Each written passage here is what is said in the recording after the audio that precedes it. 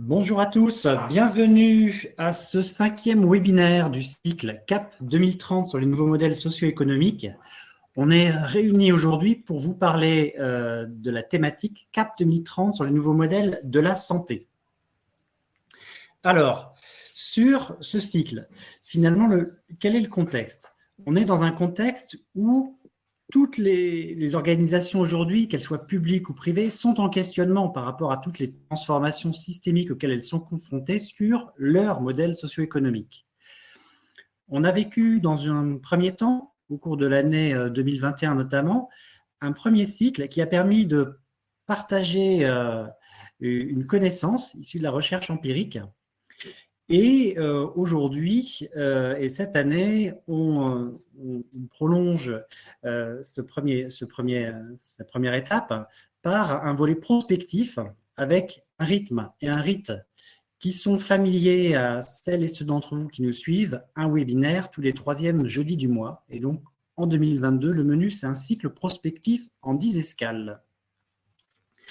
Alors, quel est le grand format? Finalement, chacun de ces webinaires permet de co-construire une vision prospective autour d'un domaine d'action et il va illustrer la diversité des chemins pour réussir l'Agenda 2030 des objectifs de développement durable, les ODD. Et il permet ainsi de comprendre finalement à l'œuvre la diversité des modèles illustrés par des profils d'acteurs et des niveaux territoriaux différents et leurs interactions pour finalement accélérer les solutions à la hauteur de ces enjeux. Aujourd'hui, on vous accueille pour le 5e webinaire CAP 2030 sur le nouveau modèle de la santé et je vais rapidement vous détailler finalement quel sera le menu du jour comme il est 13 h. Tout d'abord, on commencera par la présentation de la recherche empirique. Quel défi pour la santé qui nous sera partagé par Charles Benoît. Ensuite, on abordera les regards croisés. On a la chance d'avoir un panel de 4 intervenants très complémentaires, notamment sur les champs et de la santé et de l'innovation, avec notamment l'AFM Téléthon. On a la chance d'avoir son directeur général, Christian Côté, avec nous, Silvergeek, avec Vincent Blanchard, son secrétaire général, la Fondation Avril, avec la chargée de mission France, Anaïs Lossignol, et la Caisse des dépôts, avec Christelle Sanguinède. Et ensuite, l'étape suivante sera la mise en débat, finalement, pour passer de la diversité des actions de chacun à leur interaction. Et on vous présentera les prochaines étapes. Voilà pour une rapide introduction. Charles Benoît, je vous invite à nous partager la vision de la recherche empirique sur les défis pour la santé. Bonjour à tous, très heureux d'être avec vous pour ce 5e webinaire. Et alors, parler de ce sujet-là et revenir aux racines du rameau, puisque grâce à l'AFM, nous avons finalement eu dès les premières minutes du rameau accès à cette question des défis de la santé. Je vais y revenir dans un instant. Mais je vous propose, comme à chaque webinaire prospectif sur CAP 2030, de faire 3 choses, de relire finalement quels ont été les enseignements de cette recherche empirique depuis 2006, de les relier à nos défis actuels et de nous poser collectivement la question de que devons-nous réinventer pour atteindre l'agenda 2030 des objectifs de développement durable. Alors, comme je venais de le dire, pour relire notre histoire, nous avons eu les chances, le rameau ayant été créé en 2006 avec cette question de la co-construction du bien commun. Aujourd'hui, ça peut paraître une évidence, mais à l'époque, ça ne l'était pas. Et pour finalement travailler à partir d'une recherche empirique sur la compréhension de se faire alliance, nous avons eu la chance, quelques mois après notre création, d'être confrontés à l'un des plus beaux exemples inspirants de la co-construction du bien commun en rencontrant la présidente de l'AFM Téléthon, Laurence Kienle-Herman, qui nous a fait la confiance et l'amitié de nous partager les défis de cette médecine de demain et de pouvoir cheminer ensemble depuis lors sur finalement que nous apprenne ce défi de la santé et de la médecine de demain en matière de faire alliance au service d'un défi commun.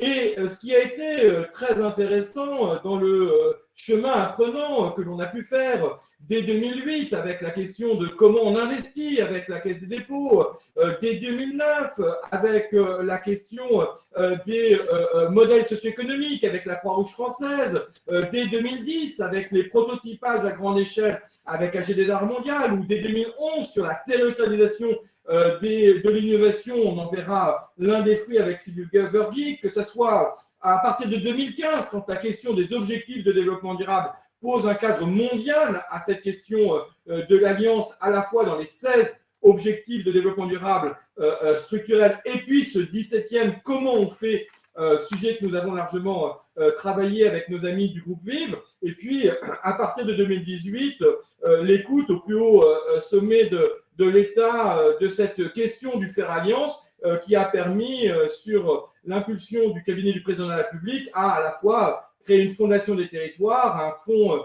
ODD 17, et puis à renforcer le réseau des 350 catalyseurs territoriaux, le réseau des pionniers des alliances en territoire. On voit bien que le cheminement que nous avons parcouru durant ces années a été un cheminement apprenant à travers la pratique concrète d'organisations et bien évidemment diverses et variées. Je n'ai cité ici que quelques-unes d'entre elles. Peut-être trois éléments extrêmement importants sur ce chemin apprenant. L'importance, lorsqu'on veut faire alliance, d'une sémantique commune. Qu'elle soit inventée, par exemple, nous avons très vite voulu imposer le terme d'innovation sociétale pour montrer comment l'innovation sociale et l'innovation territoriale pouvaient se conjuguer. Hein. Il ne s'agit pas d'un côté de faire de l'innovation sociale, de l'autre de faire de l'innovation territoriale. Elles ne s'opposent pas, mais elles, bien sûr, s'articulent. Et c'est ce que nous avons appelé l'innovation sociétale, mais aussi de partir d'une grammaire commune. Et il est clair que dès 2015, avec l'agenda 2030 des objectifs de développement durable, où 193 pays dans le monde entier s'entendent sur des objectifs communs et sur une grammaire commune, il est évident que la question du faire alliance, comment se doter d'une sémantique commune, est extrêmement structurante pour qu'elle soit tout domaine, tout acteur, tout territoire. Le deuxième enseignement de notre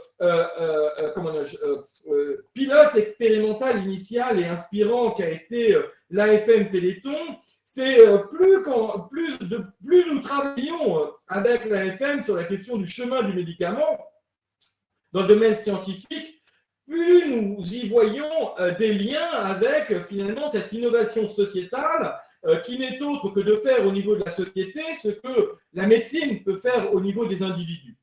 Et ça nous pose deux éléments extrêmement importants à prendre en considération. D'abord, qu'une preuve de concept, c'est trois conditions. Alors, celle auquel tout le monde pense tout de suite, c'est l'efficacité thérapeutique, bien sûr. Est-ce qu'une solution est efficace? Et c'est le premier point. Et bien souvent, malheureusement, on considère comme preuve de concept simplement une solution efficace. Mais il y a deux autres conditions importantes. D'abord, est-ce qu'elle est faisable à grande échelle? Parce qu'une solution efficace qui n'est faisable qu'à petite échelle n'est pas une innovation. C'est une initiative.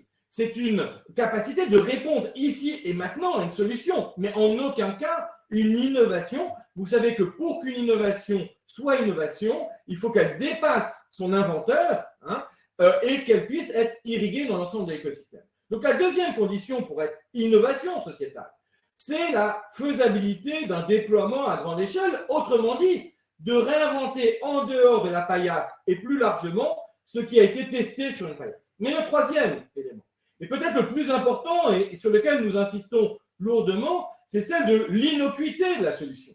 Combien de preuves de concept considérées un peu rapidement n'ayant pas été vérifiées dans le temps, ont eu des impacts collatéraux beaucoup plus dévastateurs que le traitement qu'ils avaient apporté.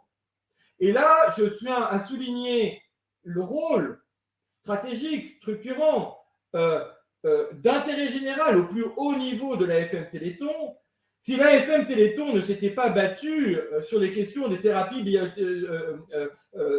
biothérapies génétiques et cellulaires, s'ils n'avaient pas offert dès l'an 2000 à l'UNESCO l'ensemble de la carte des gènes, nous n'aurions pas eu un vaccin en 9 mois. Ce ne sont pas les milliards, ce ne sont pas la coordination des chercheurs sur un temps court qui ont permis d'avoir un vaccin en 9 mois.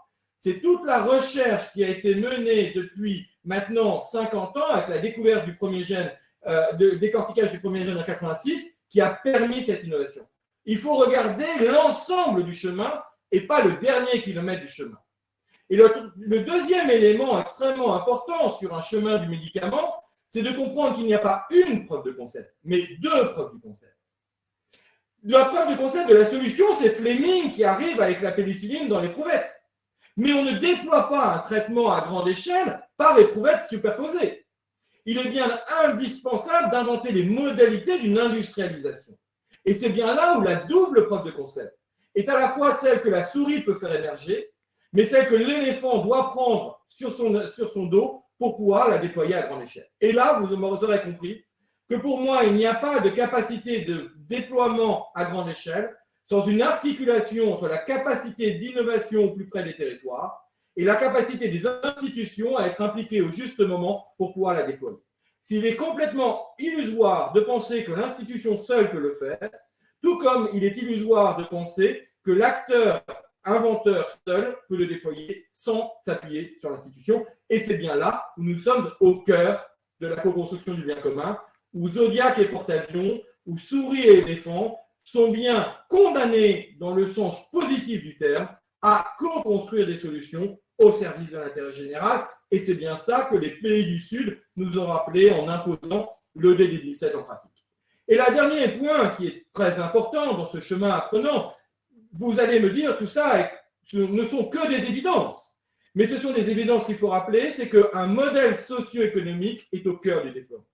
Il n'y a pas de capacité de déploiement sans les ressources humaines, sans les financements et sans les alliances capables de porter au plus haut niveau l'irrigation d'une innovation. C'est une évidence, mais encore faut-il le rappeler. On ne doit pas se contenter, on ne peut pas se contenter que de la solution et de sa chaîne de valeur. Encore faut-il qu'elle soit incarnée, qu'elle soit ancrée, qu'elle soit attachée avec l'écosystème dans lequel elle est. Et c'est ce qui constitue le modèle socio-économique, c'est-à-dire l'équilibre de la maison, qui n'a rien à voir avec la question de la financiarisation, qui est un des leviers, mais qui n'est bien évidemment pas réducteur à ce qu'est un modèle socio-économique. Alors, très vite, quelques résultats aujourd'hui. Les 21 mesures ministérielles qui ont pu être mises en place depuis 2 ans et demi pour accélérer les alliances d'intérêt général en France. Les 100 millions qui ont été mobilisés par nos soins pour pouvoir accompagner le changement d'échelle de ces démonstrateurs. Nous avons eu 51 démonstrateurs de changement d'échelle. Le rappel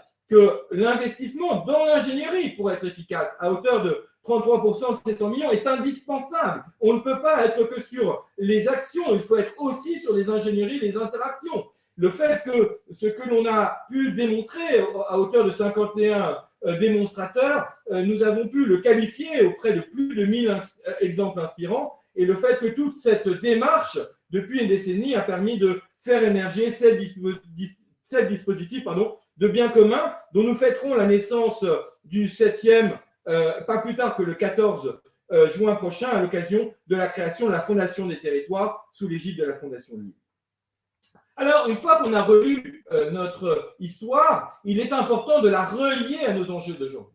Eh bien, on sait bien que dans un chemin d'innovation qui a été modélisé à partir du chemin de la recherche pour être plus largement exploitable par l'ensemble des acteurs, qui nous rappellent quelles sont les étapes, quels sont les moments de crise, quelles sont les actions, quels sont les modèles socio-économiques, quels sont les modèles d'évaluation. Et ça, si vous voulez revoir tout ce cheminement-là, vous pouvez le voir dans le guide pratique l'innovation sociétale en action que nous avons publié en 2018 avec nos amis à GDR La Mondiale, et dans lequel, si vous n'avez pas le temps de lire tout, ne regardez que la page 119 où vous retrouverez la vision systémique qui est sur votre gauche de l'écran. Mais quelque part, le plus important, c'est le moment crucial de cette entre-deux preuve de concept, c'est-à-dire entre la preuve de concept de la solution et la preuve de concept de la modélisation, c'est-à-dire de l'industrialisation, c'est-à-dire le temps de la modélisation. Et pour savoir qualifier ce temps-là, il faut en prendre le temps Et il faut pouvoir travailler sur ce que nous avons appelé la triple innovation,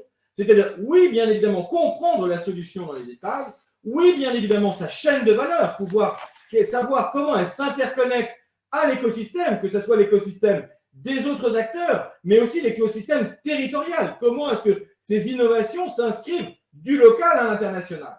Et puis, le troisième élément, je l'ai dit, c'est la question du modèle socio-économique, parce qu'on le voit dans une innovation, et je pense que notre ami Christian le redira largement, mais ce n'est pas un modèle socio-économique, mais une succession de modèles socio-économiques qu'il faut inventer pour être capable d'accompagner une innovation. Et le domaine de la santé, une fois encore, est sans doute l'exemple le plus inspirant sur ce sujet aujourd'hui. Alors, qu'avons-nous à réinventer aujourd'hui? Eh bien, nous avons 4 éléments pour redéfinir nos approches socio-économiques.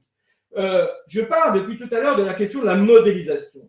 La question de la modélisation n'est pas une question d'avoir un modèle unique qui serait universel. Ce temps-là est fini. Bienvenue dans le XXIe siècle. La question n'est pas quel est le modèle le plus performant, mais quelle est la diversité des modèles pour répondre avec pertinence à l'ensemble des enjeux. Encore une fois, c'est ce que nous ont rappelé les pays du Sud en 2015, au moment de la signature des objectifs de développement durable, en disant comment on va inventer le comment faire est un objectif en soi, et il faut s'en donner 15 ans pour le faire, et je vous rappelle que nous sommes à mi-chemin. Et donc, si nous voulons être capables de réussir cet agenda 2030, eh bien, il y a 4 modélisations de la diversité des actions à pouvoir appréhender en termes d'approche socio-économique. D'abord, sur les leviers des modèles socio-économiques. Les richesses humaines, les financements, les alliances, ce triptyque qui constitue le modèle socio-économique de chacune des organisations, comment finalement on en trouve une diversité. Et ça, c'est le deuxième élément, c'est au-delà de comprendre chacun des modèles socio-économiques. Le modèle économique public n'est pas le modèle économique d'une structure d'intérêt général, qui n'est pas le modèle économique d'une entreprise, qui n'est pas le modèle économique d'une structure à utilité sociale, qui n'est pas le modèle économique d'un acteur académique. Donc, quelque part, comment est-ce qu'on prend conscience de cette diversité des modèles socio-économiques et on sait les articuler? Moins aujourd'hui qu'une solution unique de la performance de chacun d'entre nous, la question est l'articulation entre l'ensemble des sujets. Et ça nous amène aux troisième question de modélisation, c'est le continuum des besoins ressources. Vous savez sans doute, si vous suivez les travaux du Rameau, et particulièrement de l'étude d'impact de l'Observatoire des partenariats que nous publions avec l'Institut pour la recherche de la Caisse des dépôts, que nous travaillons aujourd'hui et que, quelque part, depuis 5 ans, nous avons fait cette étude d'impact qui nous permet de montrer le continuum qui va des besoins aux ressources et des ressources aux besoins et qui nous permettra le 1er décembre prochain de publier la balance scorecard sur l'innovation sociétale, comment est-ce qu'on réarticule finalement l'économie de l'alliance de l'objectif de développement durable au niveau à la fois local et international. Et la dernière élément de modélisation, c'est que veut dire valorisation? Valorisation, on le prend souvent en termes de communication, mais bien évidemment, le faire valoir, qui est un élément important, n'est que la fin d'un cheminement. Comment on capitalise? Comment est-ce qu'on évalue? Comment est-ce qu'on modélise économiquement les innovations? Et bien évidemment, après et seulement après, comment on en fait valoir finalement la dynamique? C'est bien ça la méthode de valorisation. Ça ne peut pas, bien évidemment, se limiter et se contenter à une communication quelle que soit la qualité de cette communication. Et c'est là où il est important de comprendre, comme le dit très justement Jean-Paul Delevoye, futur président de la Fondation des territoires, l'innovation, c'est une désobéissance qui réussit. Et donc, il est très important et fondamental, et peut-être plus que tout, de ne pas seulement regarder la solution quand elle a émergé, mais d'être capable de retracer le cahier de recherche qui a permis de le faire, puisque c'est ça qui permet de la reproduire à grande échelle. Et donc, ce qui est très intéressant, c'est que les travaux qui ont été menés depuis maintenant 15 ans permettent de poser et d'éclairer ces 4 défis de modélisation pour justement nous réapproprier nos modèles socio-économiques et être en capacité d'avoir des modèles socio-économiques qui ne sont pas simplement pour chacun des acteurs, mais qui sont écosystémiques, c'est-à-dire l'ensemble d'un écosystème. Et j'insiste lourdement sur le prisme du territoire. Pourquoi? Parce qu'avant d'être capable de le faire à un niveau macro, encore faut-il le faire à un niveau micro. De la même façon qu'avant d'avoir un traitement pharmaceutique qu'on peut diffuser, avant de diffuser la pénicilline, encore faut-il que Fleming l'invente. Et c'est là où, pour nous, il est très important de regarder, d'écouter, d'observer les territoires. Pourquoi? Parce que le territoire, c'est l'intérêt général à portée de main. C'est la capacité à mettre ensemble des acteurs que l'on ne peut pas encore mettre ensemble plus largement pour inventer ensemble ce que personne ne peut faire. Et donc, bien évidemment, si on est conscient de l'importance de cette capacité de réinventer nos modèles pour 2030, eh bien, évidemment, la question de la territorialisation de l'action est un élément essentiel. Et d'ailleurs, et c'est pour ça que nous voulions réserver finalement cette question de l'approche socio-économique de l'innovation à ce 5e webinaire sur la santé, s'il y a bien un sujet sur lequel nous avons pu le constater durant la crise de la Covid, et s'il y a une chose positive qui a été amenée, c'est de rappeler qu'on ne peut pas déployer à grande échelle quelque chose qui n'existe pas. Et donc, là encore, si l'AFM Téléthon n'avait pas fait le travail préparatoire pour être en capacité, pour que les chercheurs, au moment où ils auront les moyens, puissent inventer en 9 mois une solution, nous n'aurions pas la solution. Et de la même façon, si nos territoires n'avaient pas été résilients en étant capables de réinventer localement la capacité des acteurs à travailler ensemble, et là on peut souligner le rôle essentiel qu'a eu la Caisse des dépôts dans cette période difficile, comme la Croix-Rouge, comme le groupe La Poste, qui ont joué des rôles essentiels parce qu'ils avaient la confiance au territoire et ils ont pu unifier des acteurs qui, sans cela, n'auraient sans doute pas co-construit des solutions. Et là, il faut que nous apprenions de cette logique-là. D'autant plus que, pour agir dès aujourd'hui, il est évident que nous devons prendre conscience de ce qui est déjà la réalité en France. Avec l'Institut pour la recherche de la Caisse des dépôts, lorsqu'en 2017, fin 2017, nous lançons cette étude d'impact sur l'ODD 17 en France, systémique, hein, il aura fallu plus de 21 études statistiques, plus de décortiquage de plus de 1000 exemples, plus de 7 ans d'échanges avec les différents mondes, publics, académiques, économiques, associatifs, avec les citoyens, pour être en capacité finalement de faire cette étude d'impact systémique. Mais quelque part, on nous dit, mais c'est pas possible d'avoir une vision systémique. Si. Et elle est d'autant plus importante à avoir qu'on sait démontrer aujourd'hui, par les données scientifiques qui sont derrière, qu'on nous sommes passés entre 2015 et 2021 du devoir d'alliance, oui, il va falloir qu'on le fasse, à l'envie d'alliance. Et quand vous avez 81% des Français, 92% des maires, 84% des dirigeants d'entreprises de plus de 10 salariés, 97% des associations employeuses qui ont envie de faire quelque chose, alors oui, le levier de transformation est là et nous pouvons nous y appuyer. Il reste encore à l'incarner concrètement. Et c'est là où les cycles prospectifs CAP 2030, comment nous nous mettons en marche pour passer de l'action de chacun à l'interaction entre tous, est important. Et je remercie aujourd'hui tous ceux qui ont permis de le faire, et notamment nos amis de la Caisse des dépôts, nos amis du ministère de l'Éducation nationale, nos amis de la Croix-Rouge française, nos amis de Total Énergie qui ont cru à cette capacité à passer de l'action à l'interaction en faisant ce cycle prospectif. C'est là où il est important de redire, c'est ensemble que nous pourrons inventer les solutions de demain. Et c'est pour ça que nous avons voulu réserver entre ce croisement à la fois avec cette approche statistique et scientifique de l'étude d'impact et ces retours d'expérience des cycles prospectifs CAP 2030 sur 10 secteurs d'action, nous avons voulu bien évidemment réserver à celui sur la santé pour remercier celles et ceux qui, durant ces 2 ans et demi, ont été tous les jours au combat, que nous publions aujourd'hui avec l'Institut pour la recherche de la Caisse des dépôts, le cahier de recherche Alliance et Innovation. Oui, il est possible de réussir l'agenda 2030. Oui, il est urgent de le faire. Mais non, nous ne pourrons pas le faire sans réfléchir ensemble aux interactions au plus près des territoires. C'est ce que les 4 invités vont pouvoir témoigner par leur expérience personnelle et je les remercie infiniment parce que chacun d'eux a eu un rôle structurant dans ces résultats aujourd'hui en France.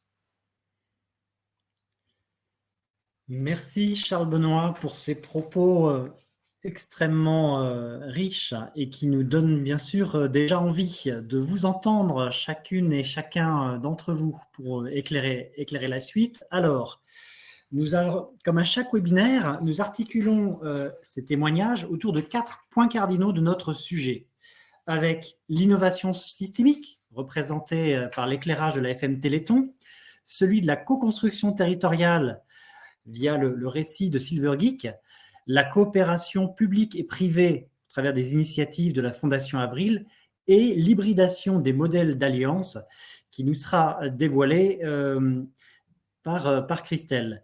Chacun de ces interventions, elles permettent d'illustrer finalement 2 choses. Comment innover et Charles Benoît l'a rappelé justement, comment innover avec son écosystème pour aller beaucoup plus loin. Au petit message à l'attention du public, vous pouvez poser dans le fil qui apparaît en bas à droite de votre écran des questions après l'intervention de chacun d'entre eux, et certaines des questions du public pourront aussi lancer la mise en débat. Commençons par le premier enjeu, l'innovation systémique. Pour en parler, j'ai le plaisir d'accueillir Christian Côté, donc directeur général de l'AFM Téléthon. Christian, en quoi, finalement, la capacité d'innovation et de mobilisation associative a-t-elle contribué à inventer la médecine de demain ? Alors bonjour Yann, bonjour Charles Benoît, tu as déjà abondamment parlé de l'AFM Téléthon, mais je n'en suis pas surpris compte tenu du chemin que nous avons parcouru ensemble.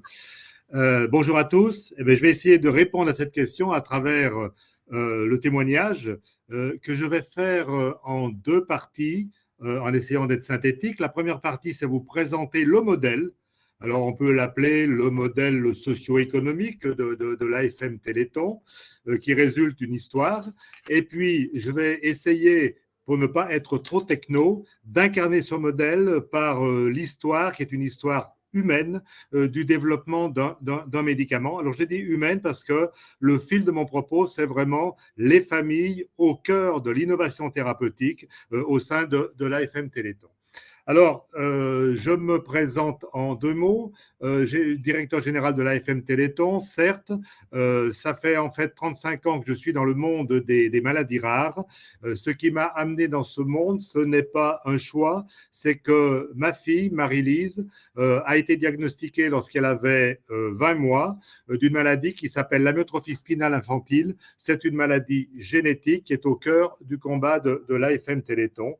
Et c'est ce qui explique mon engagement, parce qu'au-delà d'un emploi, c'est un engagement qui est à moitié professionnel, mais à moitié militant, compte tenu de ma situation personnelle. Alors, l'AFM Téléthon, c'est une association qui a été créée en 1958.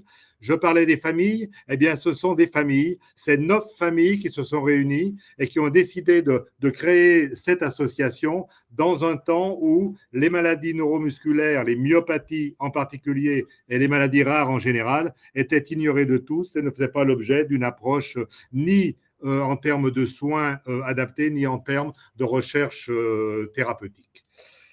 C'est donc en mode combat que l'AFM Téléthon s'est organisée et vous allez voir que c'est ce qui a guidé notre action à travers 2 grandes missions qui sont au cœur de notre activité, qui sont inscrites dans nos statuts, ce que nous appelons la mission guérir, dont je vais parler aujourd'hui, et ce que nous appelons par ailleurs la mission aider. Alors, un écosystème dans une galaxie. Permettez-moi de m'attarder un petit peu sur cette présentation parce que eh bien, c'est à travers cela que je vais vous présenter notre modèle et puis essayer de répondre à la question qui a été posée. Comme l'a dit Charles Benoît, pour aller vers une innovation thérapeutique, il faut déjà trouver la solution. Et donc, c'est pour ça que la dimension recherche, dès l'origine, a été au cœur de notre activité. Et d'ailleurs, ce petit synoptique, il faut le voir à la fois en termes de présentation de notre modèle actuel, mais aussi dans une évolution historique de la gauche vers la droite, puisque si je parle de recherche, dans les premiers temps de notre association, et surtout à partir du moment où nous en avons eu les moyens, c'est d'abord la recherche, c'est-à-dire la compréhension des mécanismes, la recherche des causes, la recherche génétique qui a été au cœur de notre activité. Recherche, eh bien, nous procédons par appel d'offres, nous avons des relations, des interactions avec l'ensemble des EPST, des organismes de recherche publics français, mais également des organismes de recherche privés qui sont dans les biotech ou les sociétés pharmaceutiques en France, mais aussi à l'international. Une bonne partie de nos projets sont à l'international. Donc, dimension recherche, elle est très forte, elle est historique est initiale dans notre combat de cette mission guérir, et elle est toujours présente aujourd'hui parce que c'est la recherche d'aujourd'hui qui fait les innovations de demain. Ces solutions, il faut les développer. Et c'est là que commence à devenir original le modèle de l'AFM Téléthon, c'est que au-delà de financer de la recherche, nous avons fait le choix d'être une association opératrice de la recherche. Et au fil de notre histoire, nous avons créé des instituts de recherche. Nous avons d'abord créé Généton, qui était à l'origine un laboratoire académique, mais privé associatif, dont la raison d'être était le décryptage du génome humain. Aujourd'hui, Généton a évolué, il est passé de la recherche au développement, et aujourd'hui, on peut dire que Généton est une biotech non-profit qui développe des produits innovants, des produits dans le domaine des thérapies géniques. Nous avons créé ISTEM, qui est l'Institut des cellules souches. On va dire que Généton, c'est la thérapie génique des maladies rares. ISTEM, c'est la thérapie cellulaire. Et puis, nous avons créé l'Institut de myologie, qui, par opposition aux deux autres, qui sont centrés, qui sont même ouvert à l'ensemble des maladies rares. L'Institut de myologie, comme son nom l'indique, lui, est focalisé sur les maladies du système neuromusculaire, c'est-à-dire les myopathies au sens large du terme. Ces trois instituts sont rassemblés dans un ensemble plus large que nous appelons l'Institut des biothérapies. Donc, développer, ça veut dire passer de la preuve de concept en passant par différentes étapes qui sont des étapes d'abord pré-réglementaires puis réglementaires, pour que la solution thérapeutique qui a été imaginée puisse un moment être examinée par les autorités de santé et faire l'objet d'une autorisation de mise à disposition des malades. Il faut qu'elle soit déployable, cette innovation thérapeutique. Charles Benoît y a aussi fait allusion. C'est la raison pour laquelle nous avons créé d'autres outils. Nous avons créé, par exemple, iMotion. iMotion, c'est une plateforme d'essai thérapeutique. Alors là, on est en pédiatrique, on est encore dans le stade du développement. L'innovation thérapeutique, une fois qu'elle est stabilisée, une fois qu'elle avait son parcours réglementaire, préclinique, il faut qu'elle soit développée cliniquement. iMotion est là pour ça. Nous avons créé Génocef, qui est une start-up, une société qui travaille dans le domaine du contrôle qualité des produits de thérapie innovante. Et puis, le modèle a commencé à évoluer. Jusqu'à présent, on va dire qu'on est dans le modèle de financement a commencé à évoluer. On est dans le domaine de la subvention. Nous finançons des programmes, soit vers des acteurs externes, soit vers nos propres instituts. Mais lorsqu'on arrive au stade du développement du médicament, on rentre dans un autre monde. On a créé, par exemple, un fonds de financement, il s'appelle BIMR1. C'est un fonds de financement qu'on a créé en partenariat avec BPI France, qui a pour vocation à financer des startups qui se créent autour du développement d'un concept thérapeutique, passer du stade de la clinique au stade de la mise sur le marché du traitement, et donc financer par les mécanismes classiques du financement d'amorçage des sociétés qui se créent. Alors là, on n'est évidemment plus dans le domaine de la subvention, on est dans le domaine de l'investissement, et de l'investissement, je dirais, avec des possibilités, y compris de retour financier par rapport aux innovations qui sont mises à disposition des malades. Et vous voyez qu'avec BPI France, nous avons pu participer à l'amorçage de 7 biotech qui, pour certaines d'entre elles, je citerai GenSight en particulier, sont à la veille aujourd'hui de mettre à disposition d'un traitement pour une maladie rare particulière. Ces traitements, quand on parlait d'industrialisation, il faut aussi les produire. Donc, nous avons créé Hyposkésie. Hyposkésie, vous voyez que c'est un cheminement qui est, comme je disais, qui est à la fois historique et qui va de la recherche vers le développement et la mise à disposition. Hyposkésie, c'est une plateforme de production de médicaments de thérapie génique. Elle est passée par différents stades. Elle a été créée par nos moyens propres, en collaboration, encore une fois, avec BPI France. Encore une fois, là, on n'est plus dans le domaine non-profit. Hyposkésie est une société commerciale qui a pour vocation à produire au grade industriel, notamment les innovations produites par nos laboratoires de recherche, qui, dans notre langage guerrier, nous appelons nos bras armés. Hyposkésie a pu bénéficier d'une augmentation de capital récemment en introduisant un nouvel actionnaire à nos côtés, qui est une société coréenne qui s'appelle SK Pharmteco. Et grâce à l'introduction dans le tour de table de l'hyposkésie de SK Pharmteco, nous avons pu multiplier par 2 les capacités de production d'hyposkésie. Vous voyez qu'on rentre dans un domaine qui est celui du développement du médicament, qui est un domaine concurrentiel, qui obéit à d'autres lois que les domaines autour de la générosité publique. Pour développer des médicaments, il faut beaucoup de capitaux. Nous n'avons pas les moyens, au plan purement associatif, sur le modèle générosité publique de la FM Téléthon, de le faire seul. D'où de nombreux accords industriels, notamment nos laboratoires, Généthon en particulier, sont au cœur d'accords de développement ou de co-développement industriel avec un certain nombre d'acteurs pharmaceutiques que vous voyez cités à l'écran. Et évidemment, ceci nous a amené à sortir des règles habituelles qui sont celles de la collecte de dons non-profit, à nous intéresser à des mécanismes de protection de la propriété intellectuelle, des mécanismes de brevets, des mécanismes, des accords de licence, tout outils qui sont dans le domaine corporate du développement du médicament, avec notre originalité qui est d'arriver à faire cohabiter ce modèle associatif basé sur des valeurs fortes de combat, d'engagement militant, de générosité publique, avec un deuxième modèle corporate basé sur des règles économiques du développement, avec derrière toute la complexité fiscale que vous pouvez imaginer qu'il y a derrière cette galaxie, qui est une véritable galaxie. Je vois que je n'ai pas parlé d'Atamio, par exemple. Un autre exemple d'une autre facette du modèle, c'est que Généthon, n'ayant pas les moyens de développer seul, comme je disais tout à l'heure, toutes ces innovations, Atamio, c'est une société commerciale qui est une spin-off de Généthon, qui a été créée par Généthon, de façon à ce qu'elle puisse accéder à des financements, on va dire, du marché, pour développer, avoir plus de moyens pour développer les médicaments. Donc voilà, en 2 mots, le modèle. Et si vous me permettez encore 3 minutes, je sais que je suis un petit peu long par rapport à... Mais on en avait parlé avec Yann, il en était d'accord. Alors bien sûr, tout ça, c'est grâce au Téléthon qui a été, je dirais, le moteur financier de notre développement. Vous le connaissez tous. Et donc, pour incarner ça dans une histoire humaine, parce que du point de vue de nos familles, cette histoire du médicament, c'est aussi une histoire de famille. Et pour l'illustrer, je vais prendre l'exemple de l'amyotrophie spinale qui me touche ô combien, puisque vous avez ici en 1983 la naissance de ma fille. En 1985, elle avait été diagnostiquée atteinte de cette pathologie.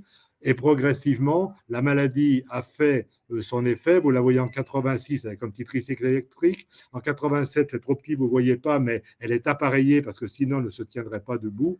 Et donc, la maladie, c'est un combat contre la montre qui se passe à l'intérieur de notre association. Et pourquoi je parle des familles au cœur du combat? C'est parce que dans le début de ce combat, les rassemblements de familles que nous organisions ont permis de créer des banques d'échantillons biologiques. Vous avez ici, par exemple, 1988, 150 familles concernées par l'amyotrophie spinale que nous avions rassemblées pour partager l'expérience de vécu avec la maladie. Mais nous avons aussi saisi cette opportunité pour prélever des échantillons biologiques de façon à fournir aux chercheurs qui en avaient besoin les échantillons nécessaires à leur recherche. Et c'est ainsi qu'il faut parler de Généthon qui, en 1992, a pu mettre au point la première carte du génome humain, donc une première avancée. Quand je vous disais qu'au départ, Généthon était un laboratoire de recherche académique pour la compréhension, donc le décryptage du génome. La maladie continue d'évoluer. Marie-Lise perd la marche, et vous la voyez ici en fauteuil. En 1995, c'est un laboratoire que nous finançons qui identifie le gène responsable de l'amyotrophie spinale, ce gène SMN1. C'est donc le début de la compréhension de la maladie qui va permettre d'envisager une parade thérapeutique. La mutation du gène SMN1 entraîne l'absence d'une protéine. Cette protéine, elle est nécessaire à la survie du motoneurone. L'absence de protéine entraîne une mort prématurée du motoneurone et une dégradation de la fonction musculaire en privilégiant d'abord les membres inférieurs, puis les membres supérieurs, et ça peut atteindre la musculature tout entière. Et dans les formes sévères de cette maladie, c'est-à-dire plus de la moitié d'entre elles, les bébés atteints d'amyotrophie spinale ne vivent pas au-delà de 24 mois. C'est une maladie qui tue et qui tue dans des conditions dramatiques puisque les bébés meurent de détresse respiratoire, les muscles étant plus capables de faire fonctionner les poumons. Nous avons la chance dans notre histoire familiale que Marie-Lise est atteinte d'une forme atténuée de cette maladie, je ne rentre pas dans le détail, qui fait qu'aujourd'hui, à 39 ans, Marie-Lise est avec nous et continue sa vie.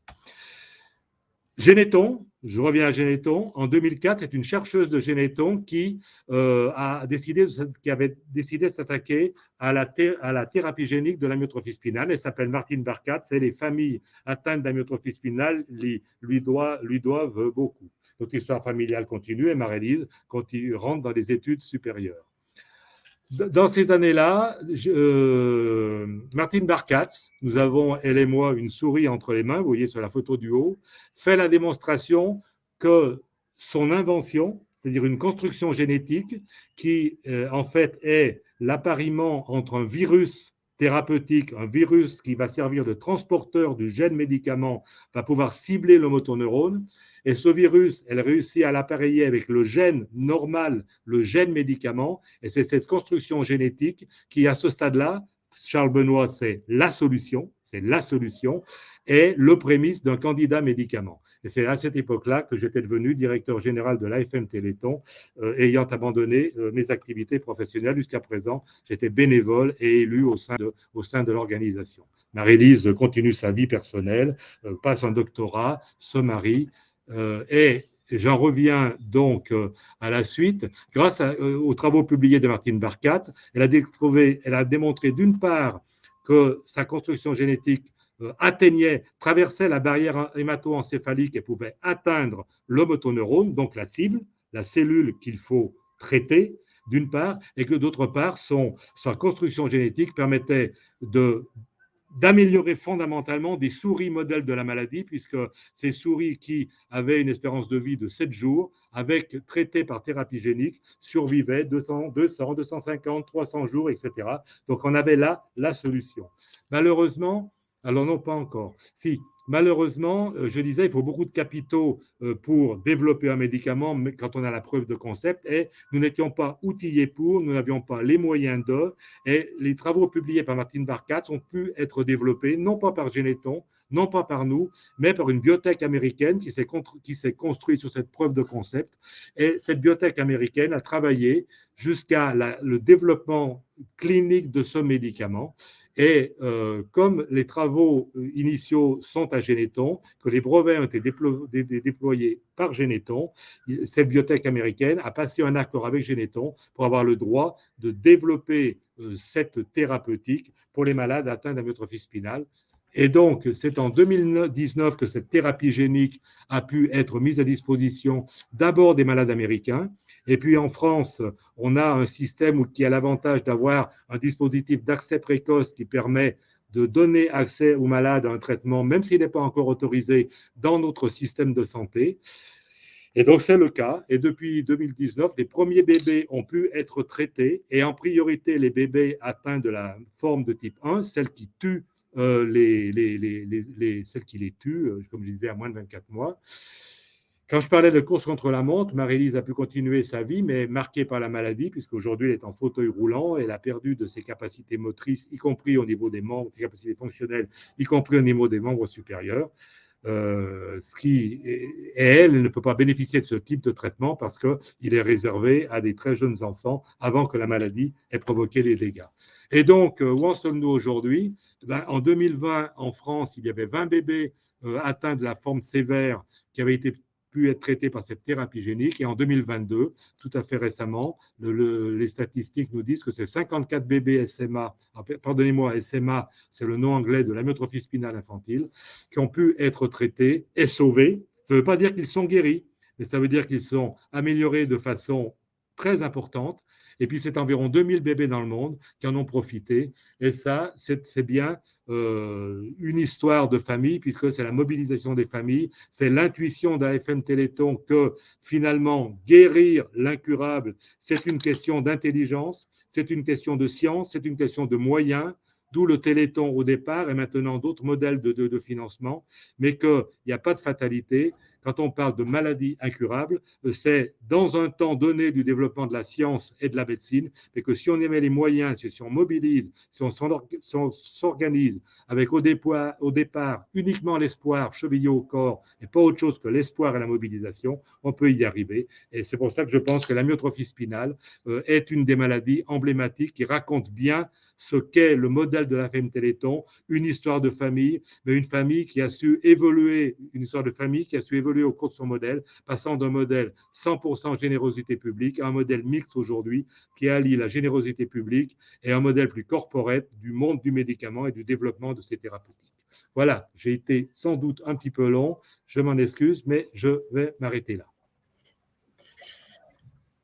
Un grand merci, Christian, pour ces propos passionnants. Après votre éclairage du premier enjeu, celui de l'innovation systémique, écoutons à présent celui de la co-construction territoriale et la force qu'elle déploie au niveau local.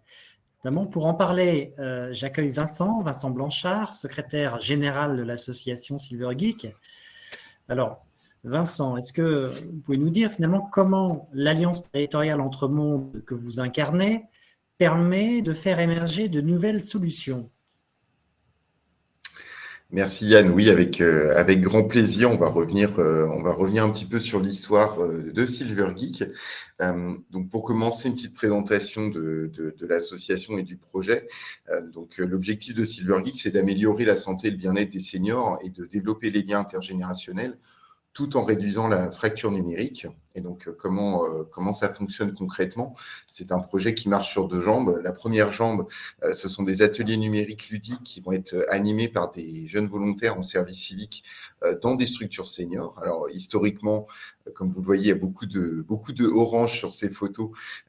On y reviendra tout à l'heure. Historiquement, on travaille beaucoup avec Unicité, donc avec ce dispositif du service civique qu'on trouve donc très adapté à nos actions et à nos objectifs, et aussi en termes d'impact social, et j'en parlerai un petit peu plus en détail tout à l'heure.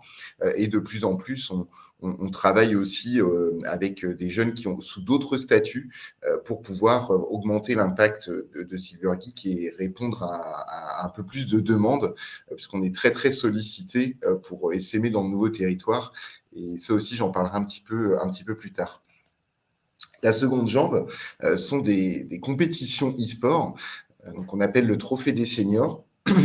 Qui se joue sur le jeu WeBooking, historiquement là aussi.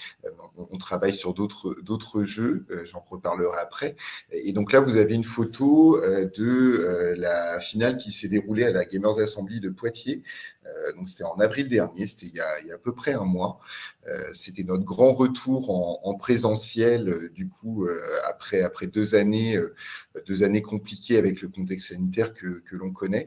Et donc voilà, là vous avez donc Jean-Louis et Roger qui, pour la petite histoire, s'étaient qualifiés depuis 3 ans pour cette finale régionale, n'avaient jamais pu la faire en présentiel et qui ont réussi à remporter la victoire. Et c'est la première fois qu'on avait 2 hommes vainqueurs de ce trophée. Et en plus, on voit sur la droite une journaliste de quotidien qui nous a fait le plaisir de revenir pour la 3e année faire un...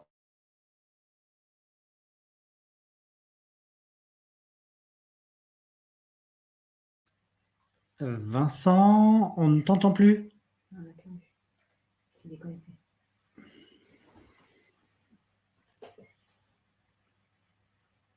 Déconnecté, ton champ. C'est lui, c'est lui. C'est lui. Bien sûr. Alors, Bien sûr que c'est lui. notre intervenant va se reconnecter. Il a dû rencontrer un petit souci technique.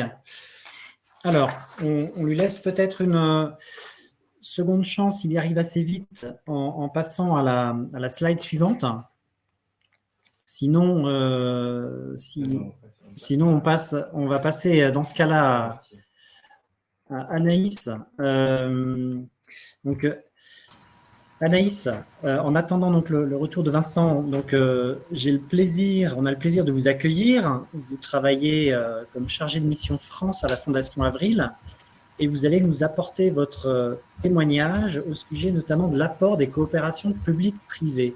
comment ces coopérations permettent d'expérimenter sur le territoire de nouveaux projets d'alimentation saine et durable. Oui, bonjour. Anis Le Signol, chargée de mission France. D'abord, je vais vous présenter la Fondation Avril.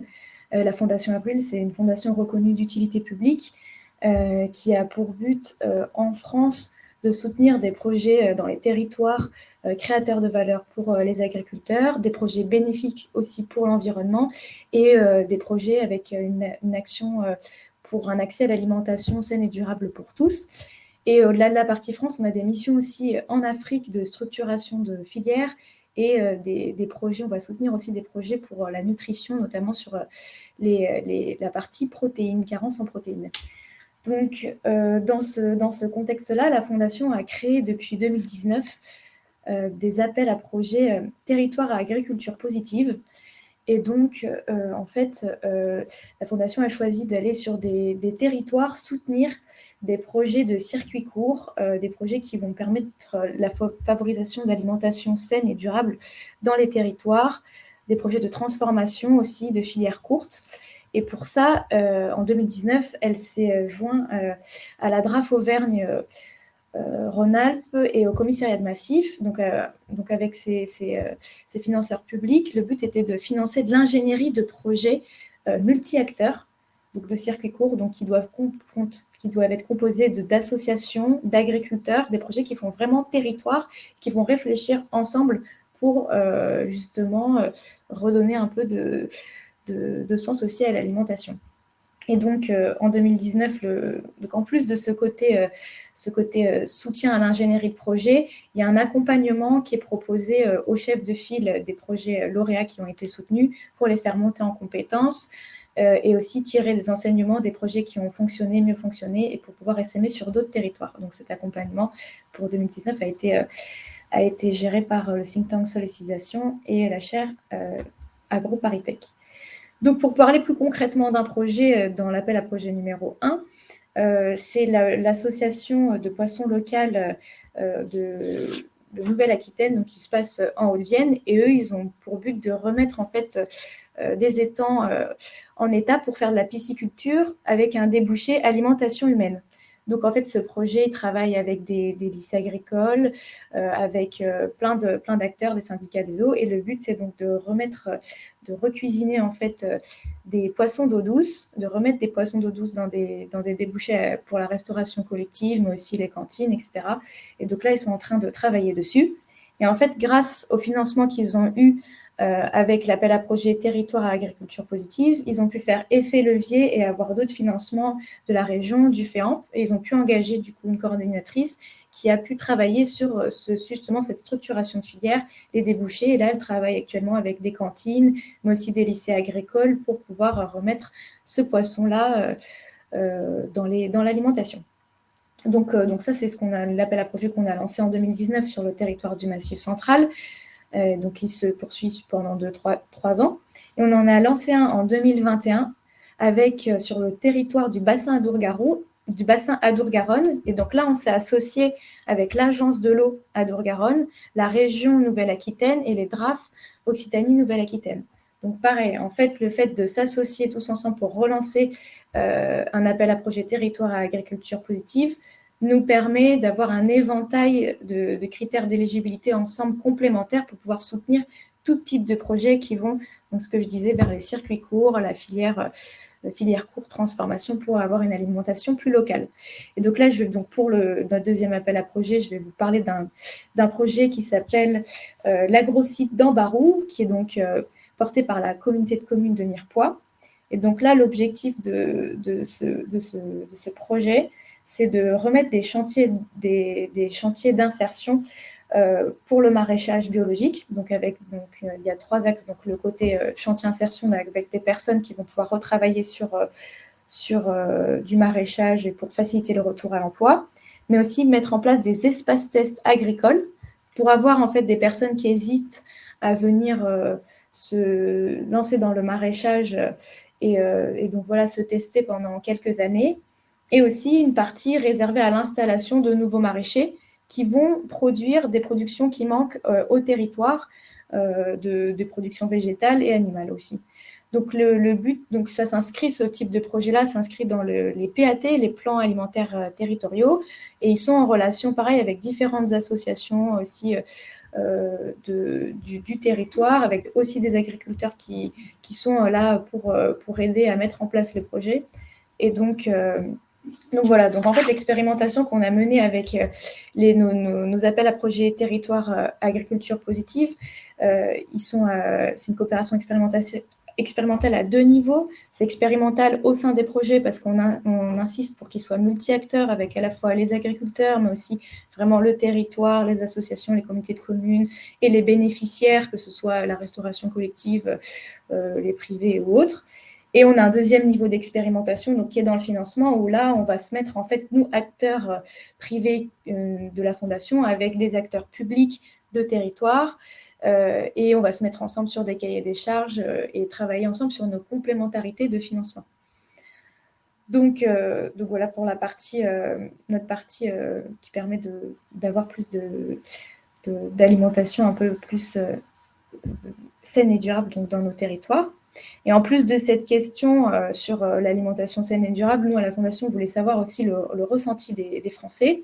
Et en 2016, on a mené un baromètre sur l'alimentation saine, durable et plaisir pour savoir quelles étaient les tendances, ce que préféraient les Français et qu'est-ce qui a été regardé. Donc, on l'a lancé en 2016 sur les critères de choix et on a vu que c'était la dimension plaisir qui ressortait beaucoup et aussi la dimension sourcing de ce qu'on achetait, de ce qu'on consommait. On a décidé de reconduire cette étude en 2022 avec l'IFOP et l'Obsoco pour voir est-ce que ces tendances-là ont changé. Et donc, vous pouvez avoir les résultats plus précis de l'expérimentation 2016 sur notre site internet et on va publier bientôt ceux de l'expérimentation 2022. Voilà, je relaisse la main à peut-être Monsieur Blanchard, ou je ne sais pas exactement. Merci beaucoup Anaïs pour cet éclairage au plus près du terrain. Il y a en fait un pont évident d'ailleurs entre ce que vous évoquez et Silvergeek, c'est ce lien entre les alliances et l'ingénierie. Donc Vincent, je vous invite à revenir, à nous parler de Silvergeek à partir de la genèse. Merci beaucoup et désolé, j'espère que la connexion va tenir cette fois. Donc voilà, revenons effectivement sur la genèse de Silvergeek. Donc tout est parti d'une démarche de co-construction entre acteurs différents, donc des associations, des entreprises, des collectivités. Donc voilà, il y avait un certain nombre de groupes de travail qui réfléchissaient à des solutions innovantes pour répondre à des enjeux clés de notre territoire. Bon, vous voyez qui sont finalement pas spécifiques au Poitou-Charentes. Hein. Il y a ces enjeux-là dans un grand nombre de territoires. Mais donc c'est par cette dimension territoriale qu'on a abordé cette question-là en regardant premièrement ce qui existait, en faisant un état des lieux finalement de ce qui existait déjà sur le territoire. Et donc est sorti du chapeau ce projet Silvergeek, qui est finalement la fusion du groupe de travail qui réfléchissait à des actions sur le bien vieillir et du groupe de travail qui réfléchissait sur des actions pour l'inclusion numérique. Donc chaque groupe était copiloté par un binôme entreprise-association, et après il y avait une grande diversité d'acteurs, donc ça devait faire, de mémoire, il devait y avoir une quarantaine d'organisations au départ. Et puis, donc après une année de travail, on a lancé donc Silvergeek sous forme d'expérimentation, vraiment à l'échelle du Poitou-Charentes. Et qui dit expérimentation dit évaluation. Et donc, on a fait un travail ensuite d'évaluation approfondie de l'utilité sociale et sociétale du projet, donc avec l'appui du rameau, avec l'appui aussi d'un médecin bénévole de la Haute Autorité de Santé, qui nous a aidés à comprendre et qualifier les impacts de Silvergeek, puisque on ne l'avait pas tellement anticipé. Quand je vous parle d'expérimentation, en fait, on a été un peu surpris, les membres du collectif, au fur et à mesure que l'expérimentation se déroulait, on avait une personne en mécénat de compétences d'Orange qui faisait le tour des structures et qui tenait une sorte de carnet de voyage, de journal de bord, où elle notait ce qu'elle entendait dans la bouche des seniors, dans la bouche des volontaires qui étaient mobilisés, dans la bouche du personnel des structures, et on s'est rendu compte qu'il se passait quelque chose, qu'il y avait quelque chose de magique qui était en train de se passer et qui s'est confirmé par la première compétition qu'on a organisée donc à Poitiers à la Gamers Assembly. Et donc, fort de cette évaluation et des différents impacts qu'on va détailler tout à l'heure, les membres du collectif ont souhaité pérenniser le projet. Donc, on le verra dans les phases de développement. Je vais peut-être passer à la slide suivante. Dans les phases de développement, donc on retrouve les 3 phases que je viens d'exposer. On a finalement porté ce projet avec ce collectif informel pendant 4 ans, jusqu'à la structuration de l'association Silver Geek en 2018, pour pérenniser le projet et l'essaimer dans de nouveaux territoires. Et donc, c'est ce qu'on a initié à partir de 2018. Et donc, voilà, là, vous avez un aperçu un petit peu de la trajectoire de Silver Geek et qui est une trajectoire qui se poursuit, mais j'y reviendrai tout à l'heure. Alors, cette utilité sociale, justement, regardons-la d'un petit peu plus près. Donc, dès la première année, on l'a évaluée auprès des 3 principales parties prenantes du projet. Donc, que sont les seniors participants ou bénéficiaires, les jeunes volontaires et les structures partenaires, avec aussi une logique de regard croisé, c'est-à-dire que typiquement, les impacts sur les seniors, on les évalue à la fois auprès des seniors eux-mêmes, mais on croise du coup ces indicateurs avec la perception des jeunes volontaires et avec la perception des acteurs de la structure, ce qui nous permet finalement d'avoir avec ce regard croisé une photographie un peu plus fine finalement, parce que c'est pas toujours évident d'évaluer les bénéfices d'une action sur soi-même. Donc là, avec cette vision, on a pu vraiment déterminer ces différents impacts. Donc le premier, c'est sur la prévention de la perte d'autonomie, puisque on le sait que à la fois la sédentarité, on en a beaucoup parlé depuis la crise du Covid, les problématiques de sédentarité d'une part et d'isolement social d'autre part sont des accélérateurs de la perte d'autonomie. Donc on a constaté des impacts de ce côté-là qui ont été corroborés aussi par une revue de la littérature scientifique sur ce qu'on appelle l'exergaming. Donc c'est le fait d'utiliser des jeux vidéo qui sont basés sur le mouvement. Donc, c'est aussi l'une des raisons du choix de ce jeu-là. Ensuite, bien sûr, le bien-être, le plaisir et le dynamisme. On a chaque année des témoignages de personnes qui changent vraiment d'état d'esprit, de comportement au sein des structures, qui participent plus, qui échangent plus au sein des structures et avec les jeunes. Et donc voilà, ça c'est quelque chose qu'on a vérifié aussi. Bien sûr, le lien intergénérationnel, c'était dans le cahier des charges, entre guillemets, dans l'intention de départ. Et effectivement, on a, du fait qu'on s'appuie sur des volontaires en service civique et que les interventions sont régulières à fréquence hebdomadaire la plupart du temps, on a le temps de créer vraiment des vrais liens intergénérationnels, puisqu'il ne suffit pas de mettre des jeunes et des vieux dans une même pièce pour que se crée du lien et de la relation intergénérationnelle. Et puis enfin, le point de départ de Silver Geek, c'était aussi de se dire que on parle d'une génération qui a vu rentrer dans leur vie un petit peu à marche forcée ces outils-là sur des questions de dématérialisation, de démarches administratives, de e-santé, voilà, qui sont pas finalement les usages les plus sexy, les plus appétants quand on doit commencer à utiliser un nouvel outil. Et donc, nous, on assume vraiment d'avoir voulu prendre le contre-pied et de s'appuyer sur tous les usages ludiques à but d'épanouissement pour finalement susciter cette appétence du côté des seniors et finalement leur faire franchir le pas, leur montrer vraiment tout le potentiel en termes d'épanouissement de ces outils-là. Donc, j'ai passé maintenant à la seconde partie prenante, grande partie prenante, et donc au second bénéficiaire finalement aussi de l'action, que sont les jeunes volontaires. Bien sûr, il y a un changement de regard sur l'univers des personnes âgées. On se rend compte de plus en plus et donc pour aller aux autres impacts, jusqu'à l'évolution du projet professionnel, on se rend compte que on propose finalement, avec une action fun, on propose à des jeunes de découvrir un univers qu'ils ne connaissent pas forcément. Et c'est vrai que chaque année, on avait des témoignages de jeunes qui se découvraient vraiment des vocations à l'issue de leur mission sur Silvergeek. Et ça, c'est quelque chose qu'on souhaite creuser, qu'on souhaite approfondir aussi, parce qu'on sait que d'une part, il y a de forts enjeux dans la filière en termes d'attractivité et en termes excusez-moi si je lis le chat en même temps, en termes d'attractivité et de recrutement finalement. Ce sont des filières en tension, et donc de plus en plus on évalue chaque année la part de jeunes finalement qui se réorientent dans ces métiers du grand âge. J'ai un très bon exemple, j'arrive de Marseille, on organisait notre premier challenge départemental, et dans l'équipe des 4 volontaires, il y a une des volontaires qui vraiment s'est découvert une vocation, qui va se réorienter vers des études d'aide-soignante à l'issue de sa mission de service civique avec nous.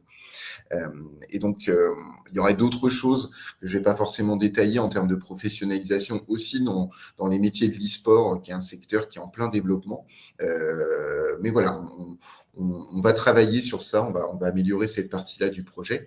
Et puis enfin, sur les structures partenaires, il y a aussi énormément d'impact, et on sent qu'il y a une vraie envie de montrer, de donner à voir autre chose, puisque après malheureusement l'EHPAD bashing qu'on a vécu un petit peu pendant la période du Covid, et plus récemment avec les affaires qui ont pu sortir, voilà, on sait qu'il y a des problématiques d'attractivité, d'image, et donc ils sont très contents de donner à voir une autre vision, et une vision positive de ce qui peut être fait dans les établissements. Donc ça, c'est valable surtout dans les EHPAD, même si on travaille de plus en plus avec d'autres structures, des résidences autonomie, ou encore des centres socioculturels, pour toucher des seniors à domicile. Donc, si vous aimez la lecture, le rapport global d'évaluation, qui est un beau bébé de 100 pages, est disponible sur notre site, et je pense que la présentation circulera peut-être à l'issue du webinaire. Alors, cette culture Exactement. Pardon, juste Vincent, je regarde l'heure qui avance, et pour permettre également à Christelle de s'exprimer sereinement avant ce temps d'échange collectif, je te remercie vraiment beaucoup pour ton intervention, qui a permis d'avoir cet éclairage de la co-construction territoriale, et donc en élément complémentaire finalement en termes d'enjeux, après celui de l'innovation systémique et celui de la coopération publique-privée. Et je confirme à tous que vous disposerez des slides après ce webinaire. Et pour nous parler de l'hybridation des modèles, qui est un autre défi très important, j'ai le plaisir de recevoir Christelle Sanguinède, qui est directrice de projet au département Santé et Grand Âge du groupe Caisse des Dépôts.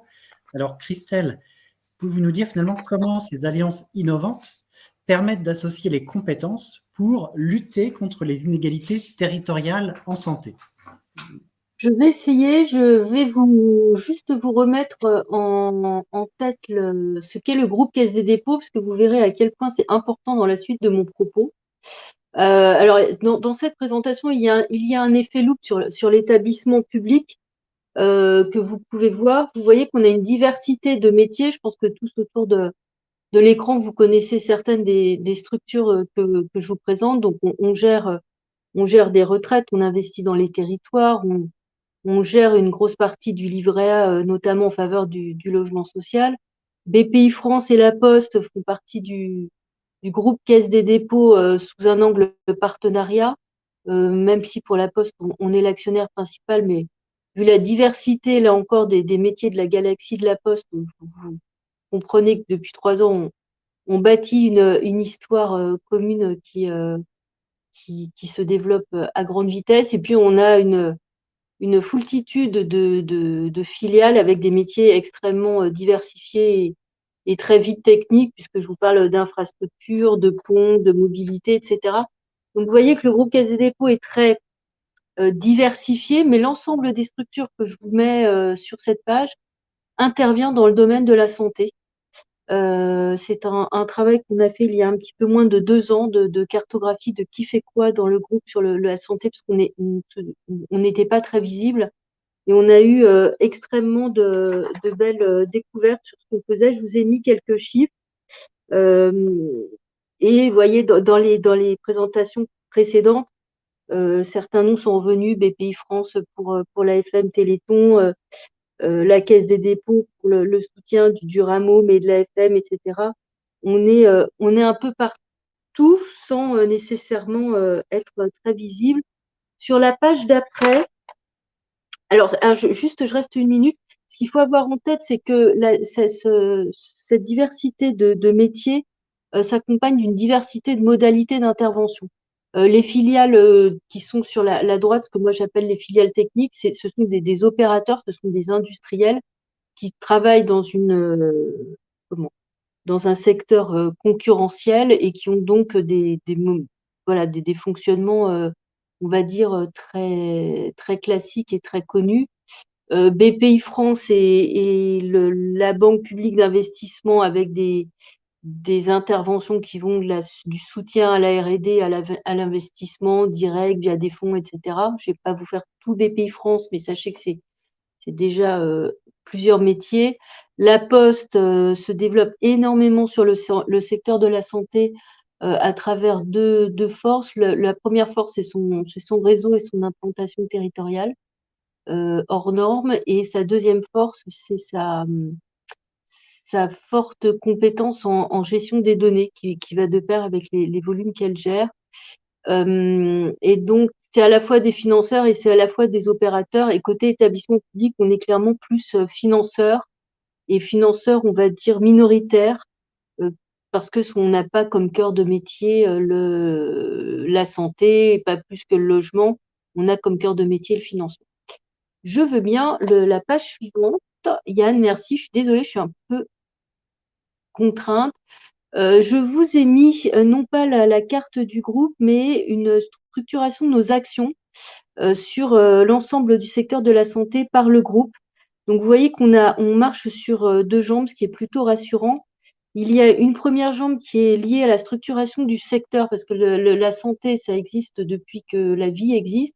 En revanche, les modalités de gestion de la santé, et notamment en termes d'organisation ou d'impact du numérique, c'est des choses qui bougent extrêmement vite et qui se structurent, y compris au plan réglementaire. Donc, on accompagne la structuration du secteur et puis on intervient là plutôt via nos métiers historiques dans le financement et l'accompagnement. Et j'ai beaucoup entendu tout à l'heure parler d'ingénierie et d'investissement et on va y revenir.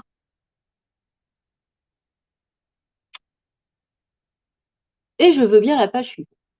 Je vais vous parler de 2 partenariats qu'on a mis en place qui sont assez innovants pour chacun d'entre eux. Le premier partenariat, c'est un partenariat externe qu'on a mis en place il y a un peu plus d'1 an avec le groupe Vive. Le groupe Vive, c'est le premier groupe mutualiste français et notamment en termes de mutuelles qu'on connaît, il y a Harmonie Mutuelle et la MGEN, mais il y en a bien évidemment beaucoup d'autres.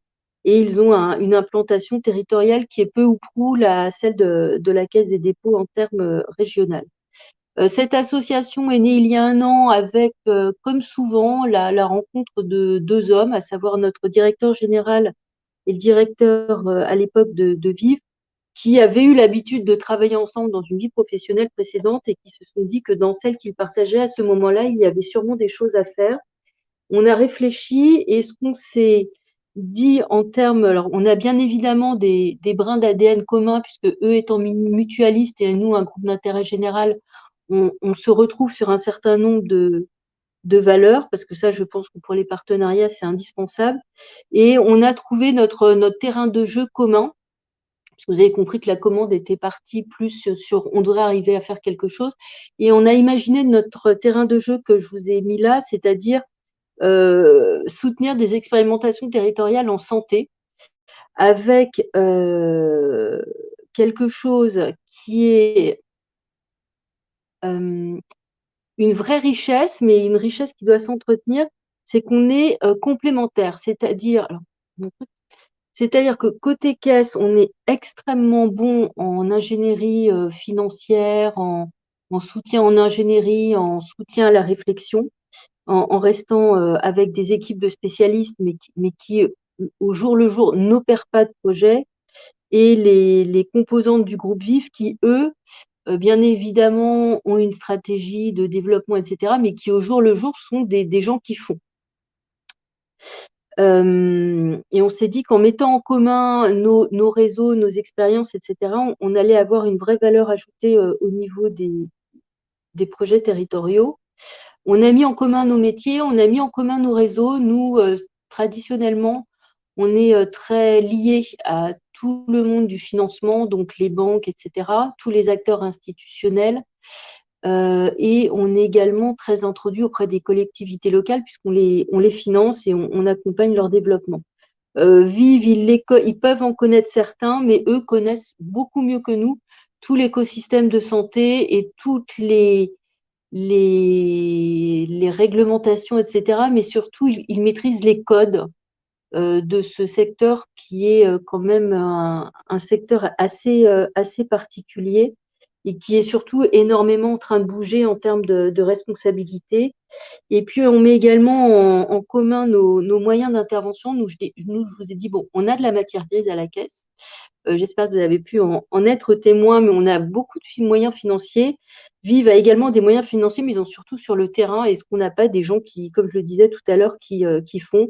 Ils gèrent des centres de santé, ils gèrent des structures de transport de santé, ils gèrent des centres de soins longue durée, etc. Nous, on les finance, mais on ne sait pas ce que c'est que les gérer.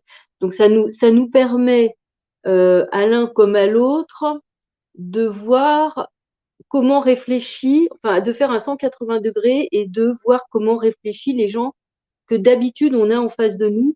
Et quand on se met du même côté de la ligne, on apporte vis-à-vis des porteurs de projets qui viennent nous voir une réponse beaucoup plus complète. Alors, on intervient en ingénierie, mais au-delà de l'intervention en ingénierie, ce qu'on pense intéressant, c'est la complémentarité qu'on offre aux porteurs de projets dans la lecture qu'on a et dans l'accompagnement qu'on a à leur côté.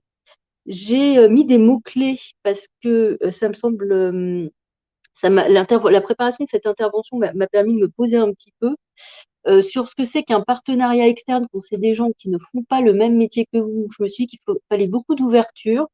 Quand je parle d'ouverture, il faut entendre à la fois une grande humilité sur ce qu'on ne maîtrise pas et une grande fierté de son cœur de métier, et que c'est un équilibre à entretenir dans la durée. C'est vrai, nous, on ne souhaite pas devenir juste le financeur, et Vive a également des souhaits de progression. Et quand je dis de progression, on est dans une phase d'apprentissage mutuel. On n'envisage pas à court ou moyen terme à la caisse de gérer des centres de santé, ni des soins des centres de rééducation. En revanche, ça nous permet, nous, de beaucoup mieux appréhender un écosystème dans lequel on souhaite intervenir de plus en plus. Ça, c'est pour les partenariats externes. Et puis, on a, en échangeant avec Yann, identifié un autre sujet de partenariat, qui est un partenariat interne. Vous avez vu la complexité du groupe Caisse des dépôts et surtout les différents métiers qu'elle a.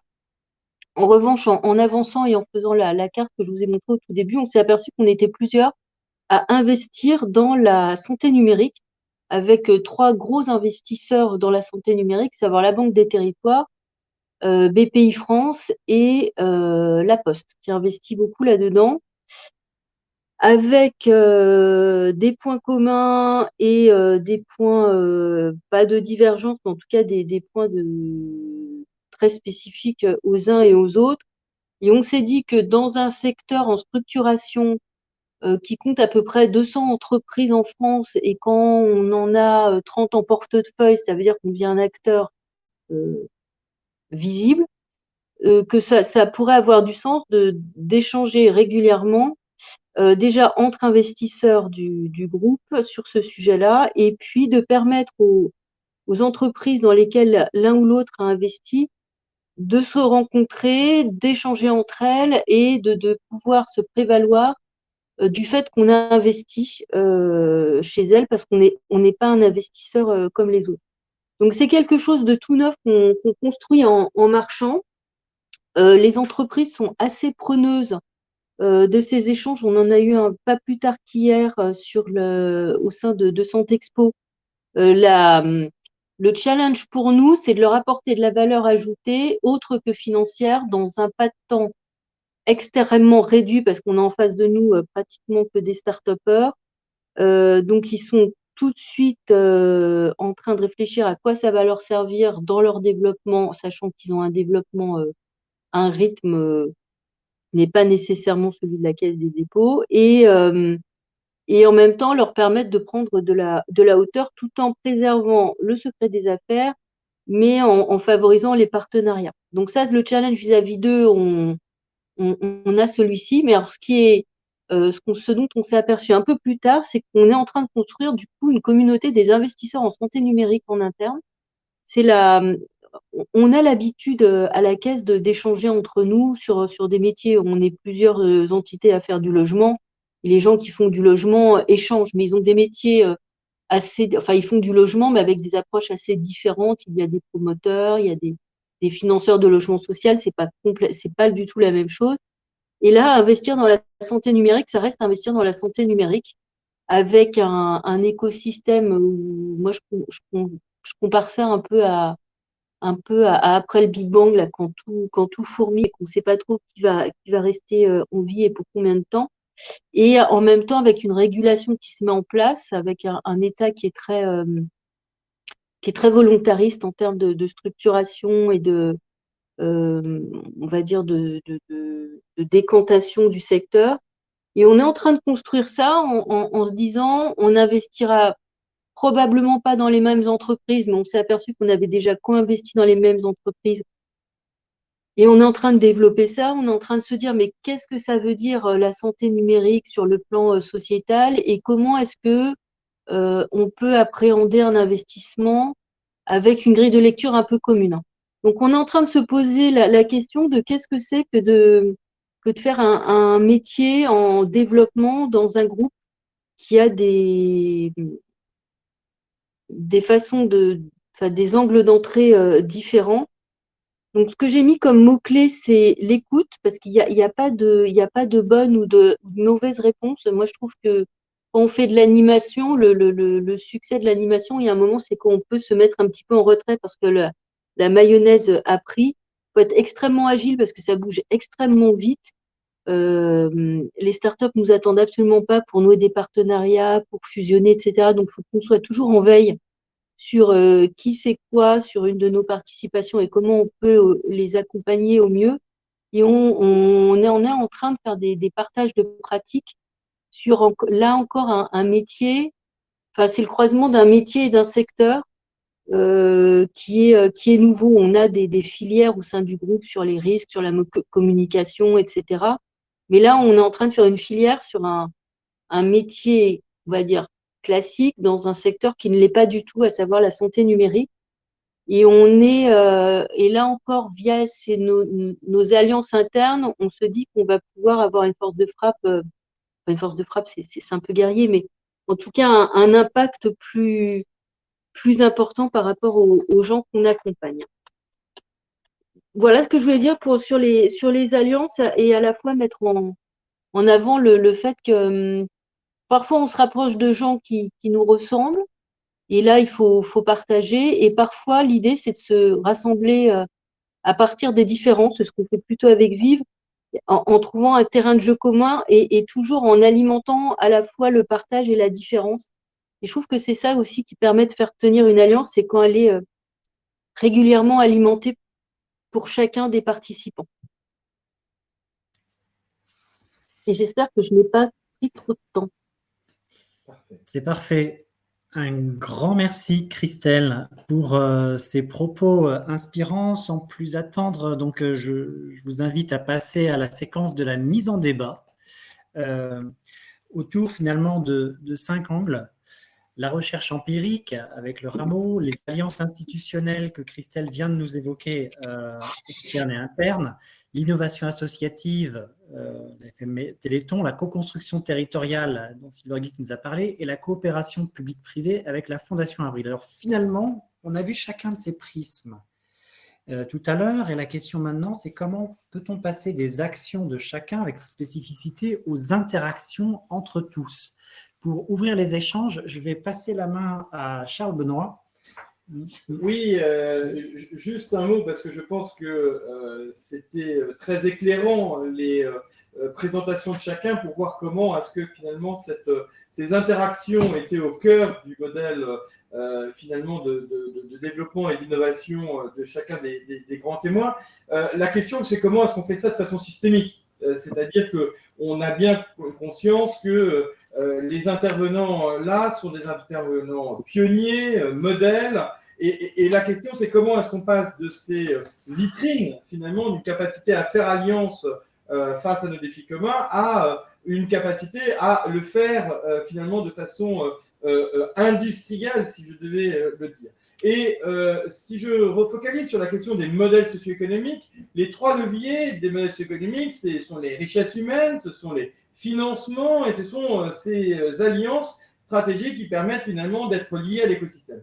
Et donc, moi, j'ai juste une question, et je pense que, puisqu'il ne nous reste que 5 minutes, que j'aimerais poser à chacun d'entre vous, c'est finalement, quel est le levier, selon vous, pour aller vers une hybridation de ces modèles? Et j'ai beaucoup aimé ce que Christelle vient de nous dire, c'est-à-dire comment est-ce que c'est bien une hybridation qui respecte chacun, qui n'est pas une sorte de mix de tout mélangé, gloubi-boulga, mais qui est vraiment finalement une capacité de découvrir dans la diversité des acteurs d'un écosystème la richesse de chacun pour inventer ensemble ce que personne ne peut faire seul. Et moi, j'aimerais bien qu'on se dise ensemble, et peut-être qu'ultérieurement, on puisse travailler ensemble sur, pour vous, quel est le levier prioritaire pour contribuer à pouvoir se donner les moyens collectivement de réussir cette ODD 17 en pratique, c'est-à-dire de réussir une mutualisation des compétences, des financements et des alliances qui permettent de passer au-delà de la qualité de l'action de chacun à une interaction entre tous et peut-être, puisque encore une fois le territoire, c'est l'intérêt général à portée de main, peut-être en focalisant notre logique, comment accompagner et aider la diversité des innovations territoriales qui existent déjà à aller encore plus loin pour nous éclairer sur le CAP 2030. Finalement, est-ce que chacun peut nous dire quel est son levier, quelle est sa priorité, qu'est-ce qu'il faudrait faire en se donnant du temps, puisque je rappelle que si les pays du Sud ont exigé des pays du Nord que l'ODD 17 soit un objectif à part entière, ils ont eu aussi la sagesse de nous dire qu'on pourrait le faire qu'en 15 ans. Nous en sommes à mi-chemin. Qu'est-ce qu'on peut faire dans les 7 ans qui nous restent pour faire rendre cette ODD 17 en réalité, c'est-à-dire d'être capable de co-construire le bien commun? Est-ce que je peux mettre dans le jeu une première réflexion? On a tous les uns et les autres conduit plusieurs expérimentations, soit directement, soit en les soutenant financièrement, etc. Et il me semble qu'il y a déjà beaucoup de choses qui sont faites, mais à une maille qui reste de celle de l'expérimentation. Et je me demande si pour, à défaut de gagner du temps, en tout cas ne pas perdre du temps, il n'y aurait pas une réflexion à voir comment est-ce qu'on peut mettre d'ores et déjà en commun auprès de tout le monde ce que chacun sait en termes de retour d'expérience, etc. Moi, j'étais extrêmement intéressée par les interventions qui m'ont précédé et j'en ai découvert à peu près 80%.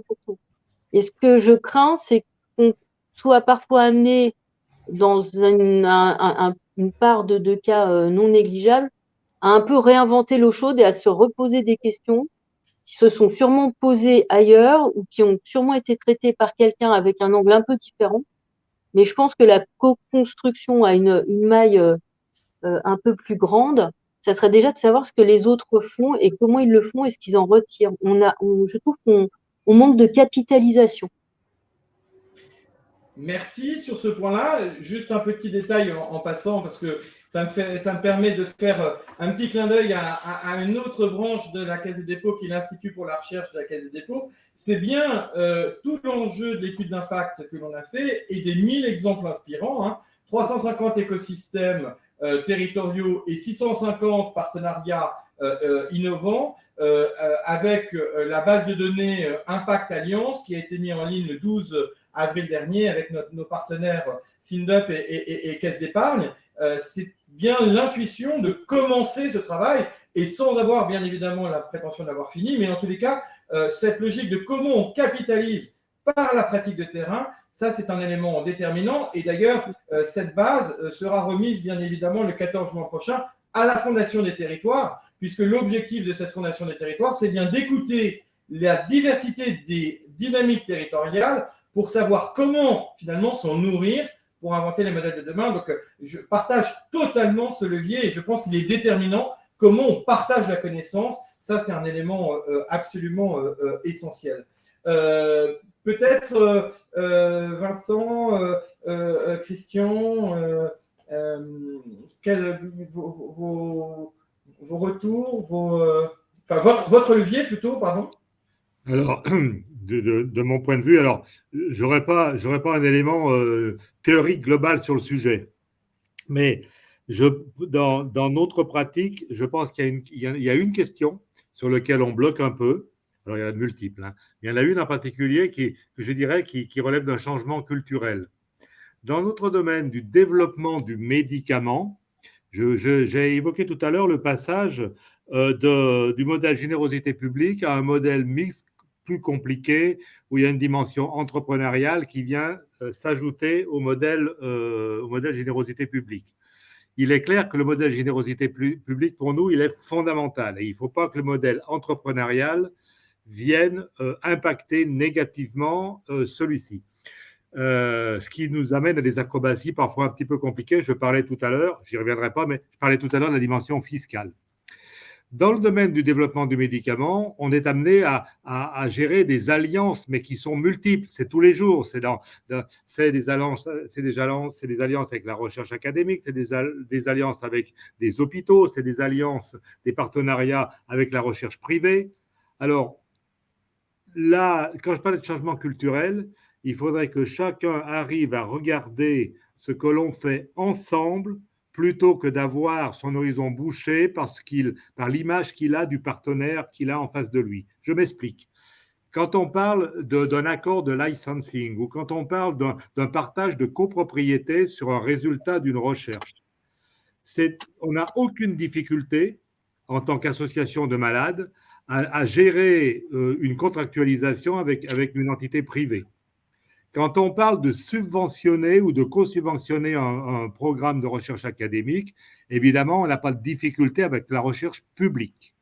Mais quand on veut partager un résultat en termes de copropriété avec la recherche publique, ça devient kafkaïen, parce que dans l'esprit des décideurs de la recherche publique, il n'est pas, alors je ne sais pas comment dire, culturel, il n'est pas normal, il n'est pas habituel qu'une association de malades revendique des droits de propriété intellectuelle parce que cette association a d'abord et avant tout comme exigence de rester acteur de l'évolution de cette innovation et de son développement.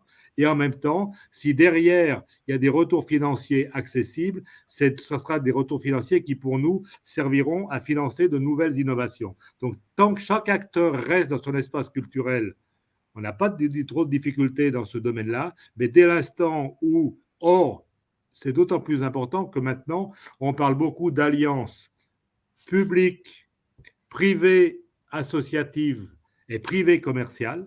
Je pense par exemple d'un domaine particulier qui est celui du monde des maladies ultra rares. J'ai parlé de maladies rares, mais dans le domaine des maladies ultra rares, il faut savoir que certaines pathologies, il y a 3 malades en France, moins de 100 en France, il y en a moins de 1000 en Europe, parfois c'est à quelques dizaines, et qu'il n'y a pas de modèle de retour sur investissement et que pour accéder à la thérapeutique de ces maladies rares, on ne pourra le faire que dans des alliances privées associatives, privées commerciales et publiques. Et là, les référentiels habituel, et il faut changer le regard là-dessus. Voilà un exemple d'un élément qui nous bloque, nous, parfois, et qui rendent parfois des discussions qui n'en finissent plus, parfois des années, pour s'accorder avec une institution de recherche publique.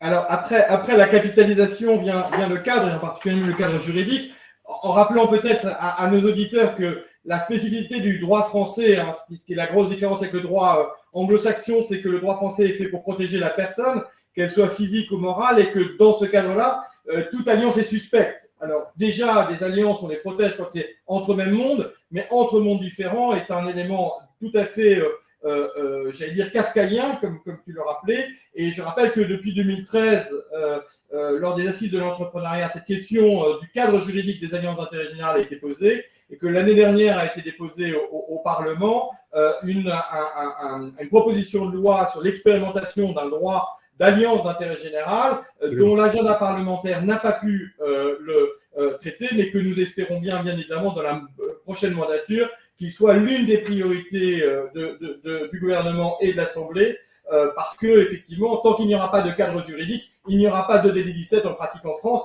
C'est évident qu'on peut faire des expérimentations, hein. Encore une fois, comme le dit Jean-Paul Delevoye, l'innovation, c'est une désobéissance qui réussit. Mais enfin, la désobéissance, elle a des limites. Et à un moment donné, si on veut déployer, il faut bien passer dans un cadre juridique qui soit adapté. Ça, c'est un deuxième élément. La capitalisation, le cadre, Anaïs ou Vincent, finalement, quel est les deux autres leviers que vous suggérez d'ajouter à cette réflexion commune sur comment passer de l'action de chacun à l'interaction entre tous? Moi, je vais parler aussi d'un changement culturel, d'un levier culturel, mais sur un autre registre que celui de Christian. Moi, je pense que le levier, en fait, il consiste à mettre la question du sens en priorité, et le levier culturel, il est sur le sens du pas de côté et du dépassement de fonction des uns et des autres. Et je pense que voilà. Tu viens de dire, Charles Benoît, tu viens de citer Jean-Paul Delevoye.